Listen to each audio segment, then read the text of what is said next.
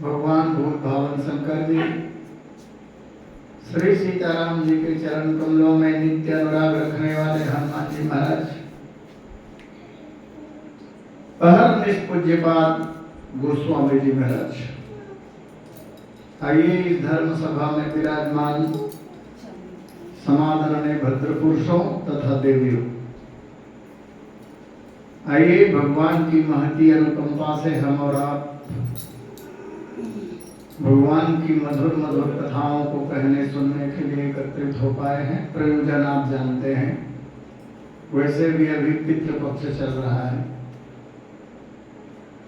श्रद्धा से अपने पूर्वजों के प्रति किए गए कार्य को श्राद्ध कहते हैं, और श्राद्ध बहुत प्रकार के होते हैं।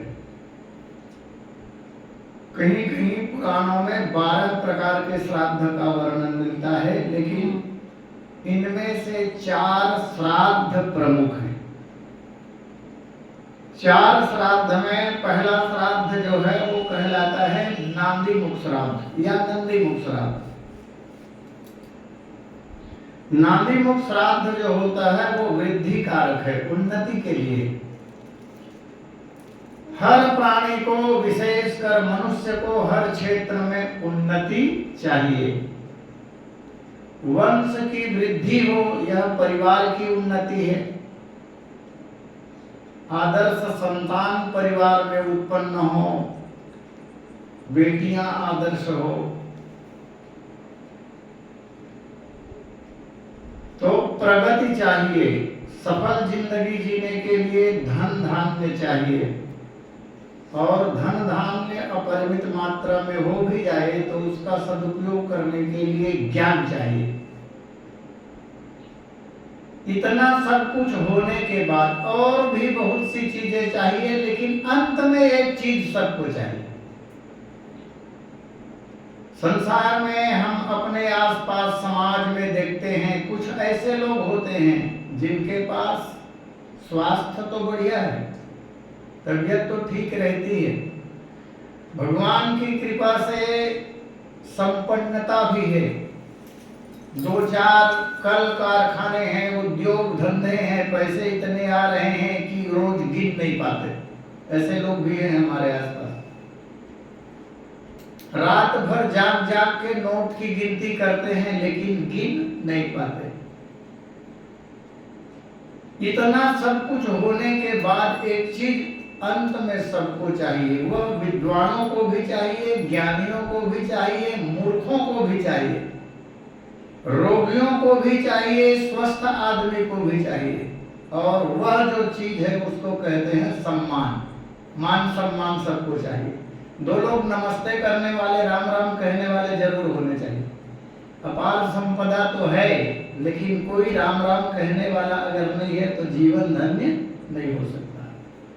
और इसीलिए आप लोगों ने देखा होगा, श्रीमद् भागवत महापुराण की कथा जब होती है तो वहां एक 7 गठान वाला बांस गड़ाया जाता है।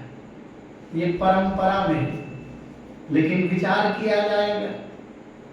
गोकर्ण ने जब भागवत की कथा करवाई तो उसका भाई धुंधुकारी प्रेत बन गया था, उसकी मुक्ति के लिए बांस गड़वाया। लेकिन आज विद्वान लोग किस धुंधुकारी के लिए बांस गड़ाते हैं? वो धुंधुकारी तो तर गया ना, अब किसके लिए बांस गड़ाते हैं? और अगर किसी के लिए गड़ाते होंगे मान लो, तो उसके बारे में जानकारी नहीं है, और जिसके बारे में जानकारी नहीं है उसका आवाहन कैसे करोगे? भाई गोकर्ण ने धुंधुकारी के लिए भागवत कराई तो बांस में उन्होंने धुंधुकारी को बुलाया, और एक एक दिन की कथा जब होती गई तो एक एक गांठ जो है बांस का अपने आप फटता गया। 7वें दिन में 7वां गांठ फट गया और धुंधुकारी मुक्त हो गया। मेरा कहना ये है कि आज किस प्रेत के लिए लोग बांस गड़ाते हैं? बांस गड़ाना गलत है ये नहीं कह रहा हूं, नहीं तो कई बार मेरा वक्तव्य विवादित हो जाता है। ठीक ठाक समझ के अभाव में बांस गड़ाना गलत नहीं है। बांस गड़ाए जा रहे हैं, कुछ लोग नहीं भी गड़ाते हैं। वैसे गड़ाना चाहिए।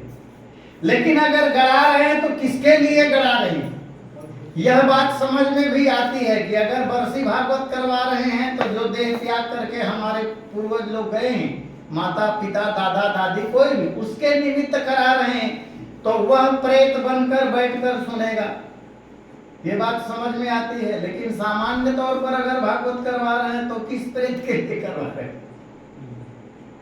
इसका एक आध्यात्मिक पक्ष भी। 7 गांठ वाला बांस गड़ाते हैं, कोई दूसरी लकड़ी नहीं गड़ाते।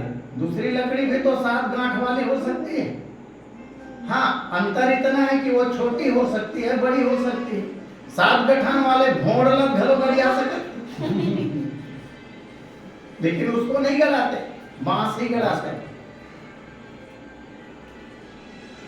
जितने भी प्रकार के पेड़ होते हैं दुनिया में, उसमें बांस एकमात्र ऐसा पेड़ है, बांस एक ऐसा पेड़ है जो मोह से ग्रस्त होता है।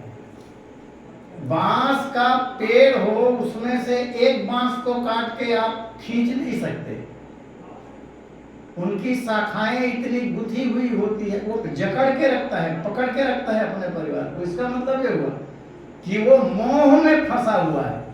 दूसरे पेड़ को आप काटेंगे सीधा गिर जाएगा, बांस नहीं गिरने वाला, क्योंकि वो मोह में फंसा हुआ है। अब मोह होता है अज्ञान के कारण।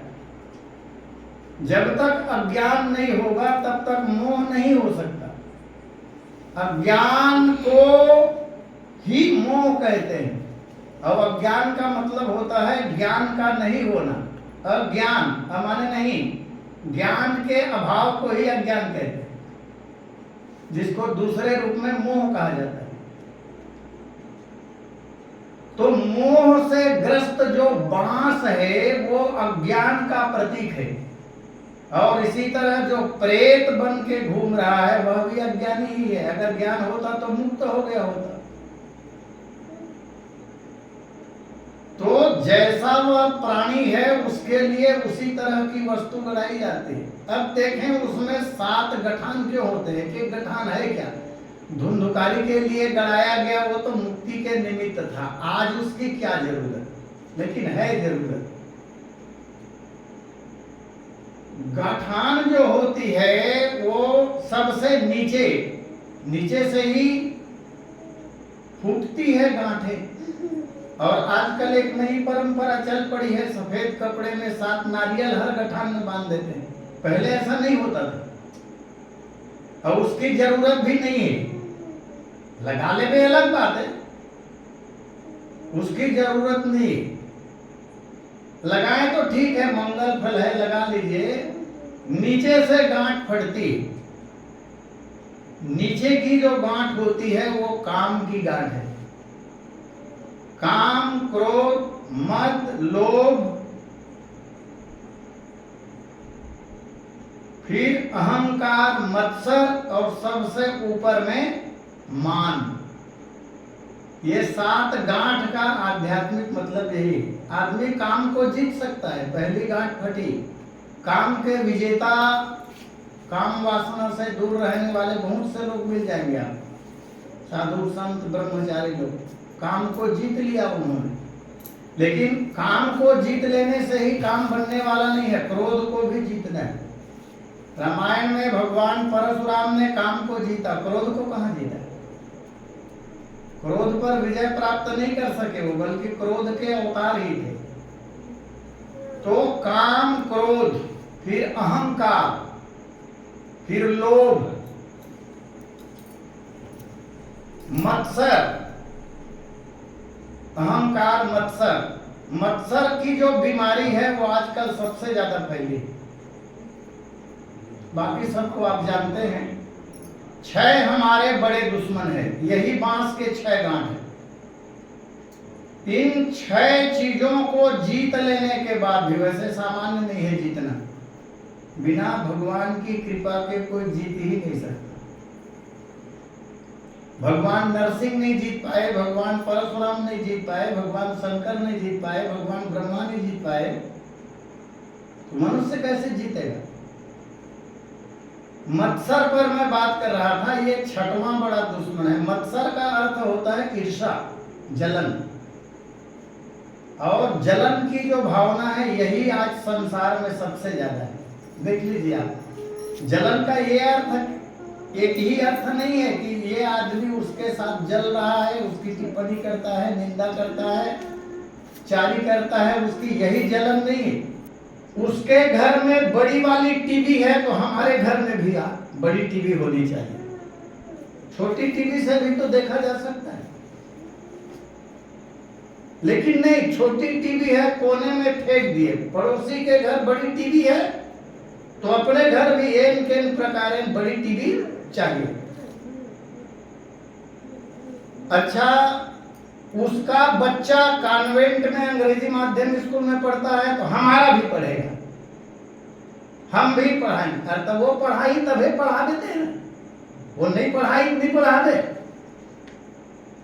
अंग्रेजी माध्यम में पढ़ाना बुरी बात नहीं है, लेकिन किसी को देखकर उसका केवल मुकाबला करने की नियत से, उसके घर अंग्रेजी का पेपर आता है, हमारे घर भी आना चाहिए, भले पढ़ाई है कोनो मात्रा। ये है मत्सर। वो पूजा पाठ कर रहा है, पूजा पाठ करना बहुत अच्छी बात है, लेकिन वो मंदिर जा रहा है तो हम भी मंदिर जाएंगे, यह सोचकर मंदिर जाना ये बुरी बात है। तुम्हारा कर्तव्य है भाई, इसलिए मंदिर जाओ, कर्तव्य मानकर कर्म करे। ओकर पारम शंकर जी नवा मंदिर बन के हमरो पारम बनना चाहिए, भले कुकुर चाटत रहा है मुर्गी। ये बुरी बात है, ये मात्सर्य का ही परिणाम है।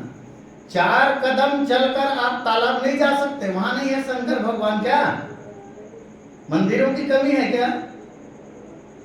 देखा देखी उसने किया तो हम भी करेंगे, उसने बड़ा गणेश स्थापित किया तो उससे 1 फीट बड़ा हम करेंगे, भले वो ढकेले पड़ जाए, ठंडा करेंगे ना।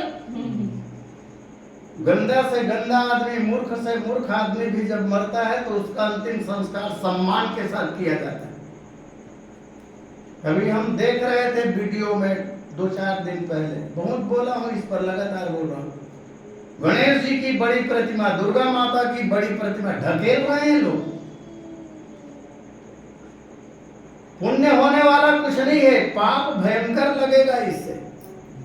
उसने 12 फीट की मूर्ति रखी तो हम 13 की रखेंगे, 50 की रख लो, लेकिन वो रख रहा है इसलिए रखोगे, ये विचार गलत है, ये कह रहा हूं। तो ये 6 विकारों को जीतना कठिन है। अगर कोई 6 विकार को जीत भी लिया, काम क्रोध मद लोभ अहंकार मत्सर को जीत भी लिया, तो 7वां जो है मान जिसको कहते हैं उसको जीतना बेहद कठिन है। मान को तो ब्रह्मा जी ने नहीं जीत पाया।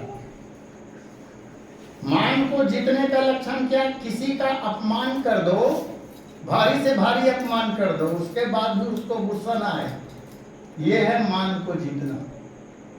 ये सबसे ज्यादा कठिन है, इसलिए कोई आदमी अपना अपमान सहन नहीं कर सकता।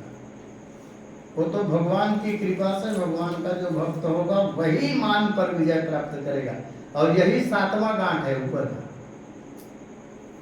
और कथा की सार्थकता यह है, परीक्षा लेने की आवश्यकता नहीं है। आज भी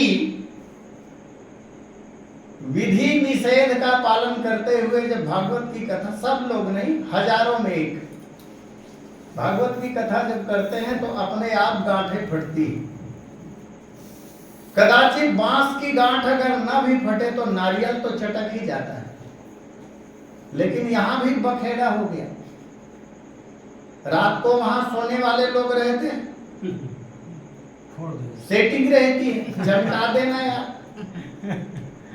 और कथा के बाद में जब खोल के सबको दिखा रहे, देखो चटक गया। अरे जिस सभा में तुम नचवा रहे हो 3 घंटा यार, वहां नारियल चटकेगा?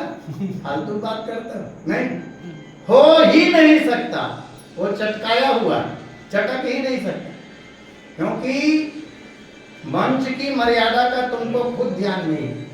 और बहुत विनम्रता पूर्वक कह रहा हूं, ताली बजाई जाती है हृदय देश में, यहाँ पर ताली बजती है, हाथ उठाकर ताली नहीं बजती। और जितने लोग हाथ उठा के ताली बजवा रहे हैं और लोग बजा रहे हैं, बहुत गंदी बात है, बचना चाहिए इससे। इन सातों पर जब किसी का विजय हो जाए तो भगवान का परम भक्त माना जाता है। हमारे शास्त्रों में 12 जो है वो परम भागवत कहे गए, उन पर हम नहीं जाएंगे, भटक जाएंगे। हमको एक चौपाई पर कथा कहनी, और चौपाई हमने गा दिया है। पूजनीय प्रिय परम जहाँ ते, सब मानियहि राम के नाते। अयोध्या कांड में दोहा नंबर 73 के बाद की यह 7वीं पंक्ति है। इस दो चौपाई का अर्थ यह है, पूजनीय प्रिय परम जहाँ पे।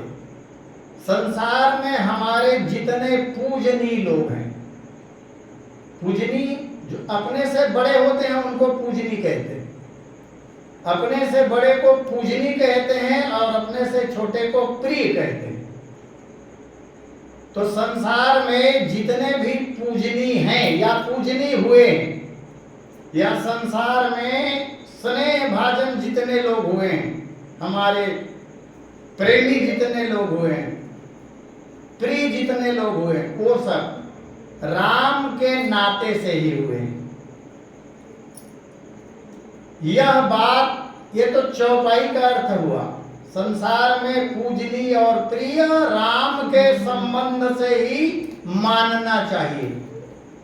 इसका मतलब ये हुआ कि जिसका संबंध राम से है, जिसका संबंध राम से है किसी भी रूप में, यहां छूट दिया है शास्त्रों ने, भगवान से संबंध बनाओ।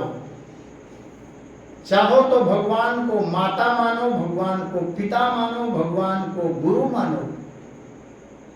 लेकिन दिक्कत है जमाने में, माता पिता गुरु मानोगे तो उसकी सेवा करनी पड़ेगी, और आज कोई सेवक होता नहीं है, आज दास कोई होते नहीं। पहले दास होते थे, कबीरदास, तुलसीदास, सूरदास, पहले दास होते थे, और अब सब स्वामी होते हैं। श्री श्री 1008 श्री स्वामी फलाना नंद ढेकाना नंद, स्वामी होते हैं। दास बनना, सेवक बनना किसी को पसंद नहीं। चलिए स्वामी ही बन जाइए। अब जब आप स्वामी बन गए तो भगवान को चेला ही बना लीजिए। आप गुरु बन जाइए और भगवान को चेला बना लीजिए। लेकिन फलाना ढेकाना को चेला भले बनाएंगे, लेकिन भगवान को चेला भी लोग बनाते नहीं है। मैं बहुत गहरी बात बोल रहा हूँ। भगवान से संबंध हुआ नहीं आज तक। ऐसा लगता है कि ठीक है, अमुक आदमी बहुत रामायण पढ़ता है, अमुक आदमी बहुत पूजा पाठ करता है, बहुत उपवास करता है, सब करता है, लेकिन भगवान के साथ संबंध क्या बनाया है ये बताइए। भगवान को माता पिता मानता है कि भगवान को गुरु मानता है, कि भगवान को भाई मानता है, कि भगवान को सखा मानता है, कि भगवान को पुत्र मानता है, कि भगवान को अपना चेला मानता है? क्या मानता है? कोई संबंध बना? आज तक संबंध नहीं बना, और जिस दिन संबंध बनेगा उसी दिन प्रेम होगा। जब तक संबंध नहीं बनेगा तब तक प्रेम होने वाला नहीं है। क्रियाएं होती रहेगी, क्रियाएं होगी, प्रेम नहीं हो सकता, क्योंकि प्रेम संबंध में ही होता है। बिल्कुल व्यवहारिक बात।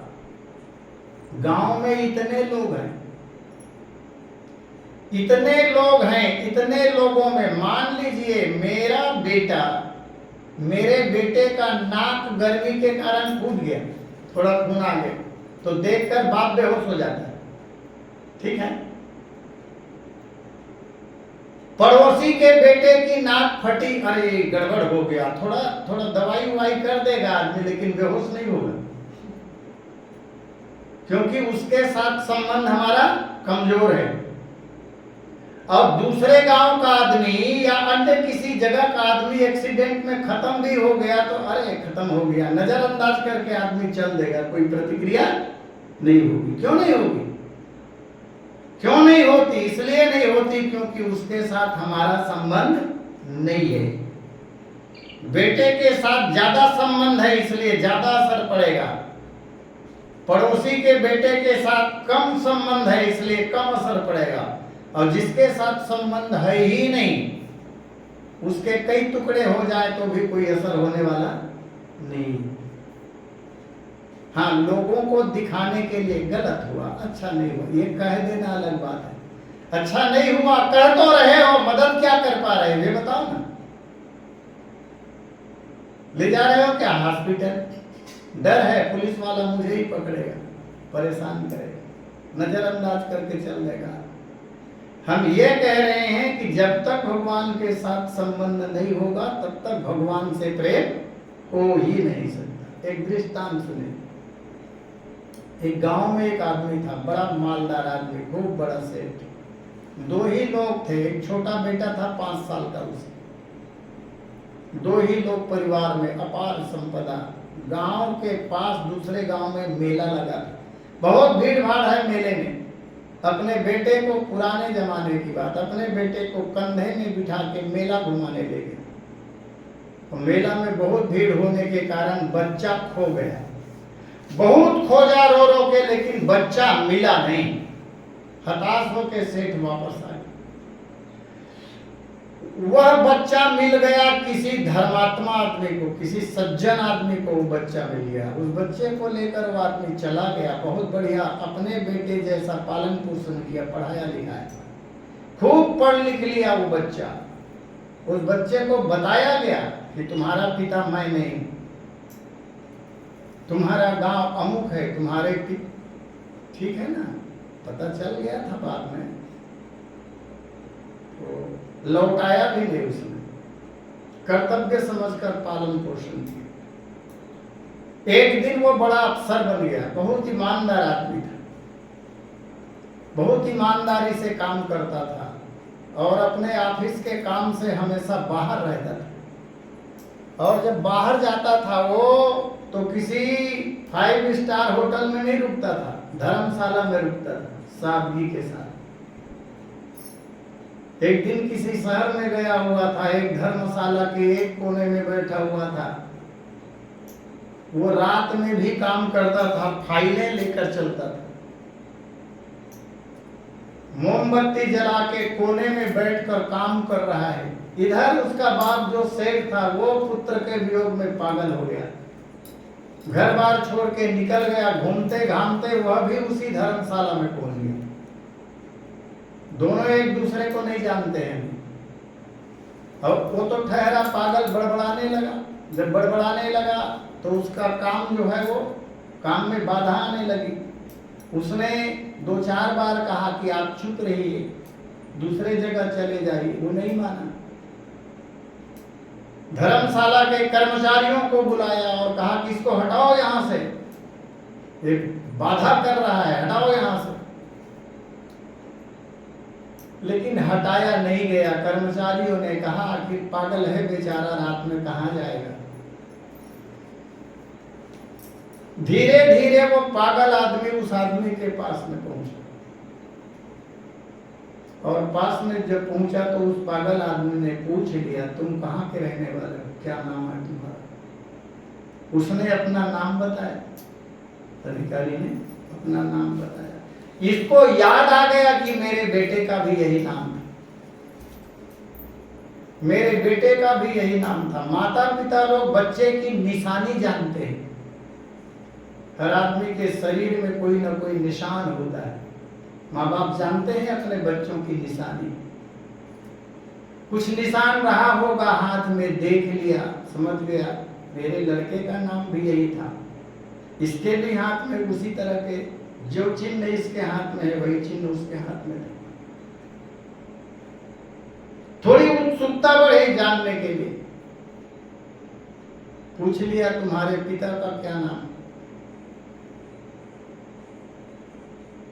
उसने कहा हमें अपने पिता का नाम ठीक ठाक तो नहीं मालूम है, लेकिन हमने सुना है हमने यह सुना है कि मेरे पिताजी बहुत पहले मुझे मेला दिखाने ले गए थे और वहां मैं खो गया, अमुक आदमी ने मेरा पालन पोषण किया। बस अब बात पक्की हो गई कि ये मेरा ही बेटा है। तो रोने लगा, बोले तुम ही मेरे पुत्र हो, वो अभागा बाप मैं ही। और इस तरह की बात जब उसने की तो उसने भी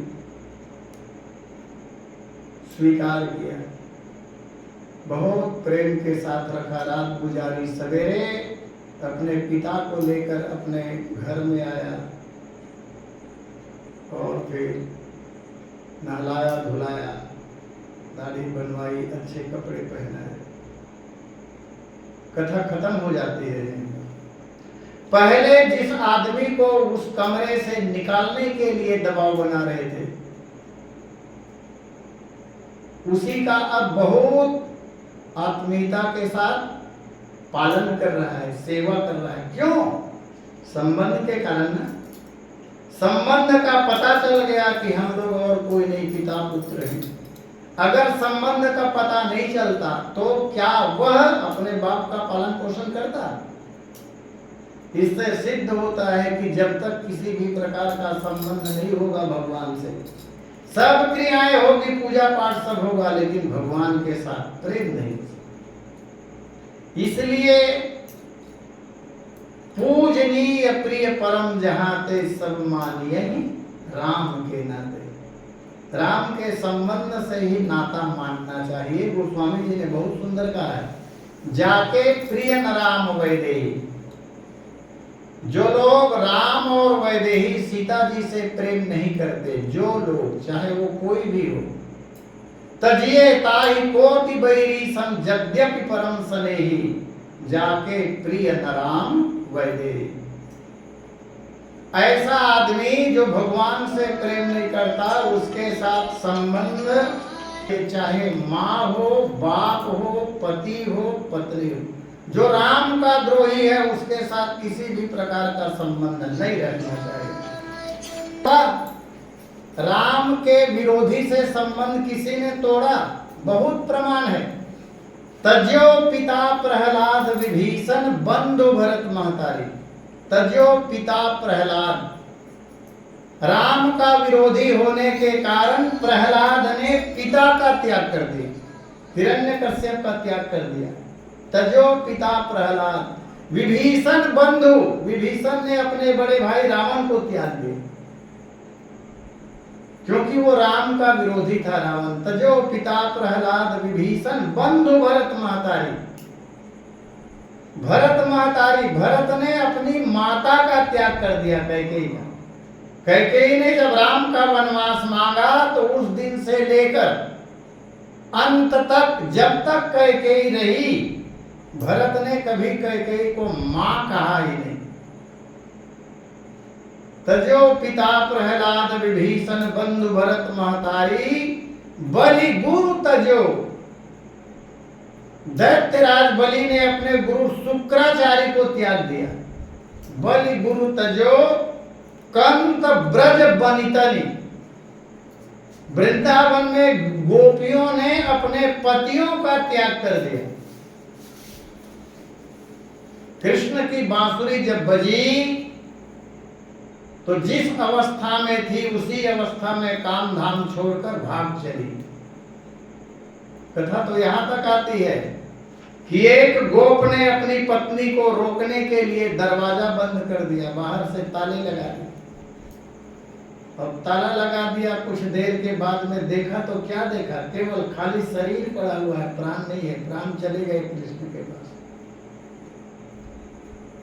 बलि गुरु तजो कंत ब्रज बनतनि भय मुद मंगलकारी, जाके प्रिय न राम वैदे। ऐसा करने से मंगल होता है। तो जो भी राम का विरोधी है, चाहे वह कोई भी क्यों न हो, उसके साथ संबंध नहीं रखना चाहिए।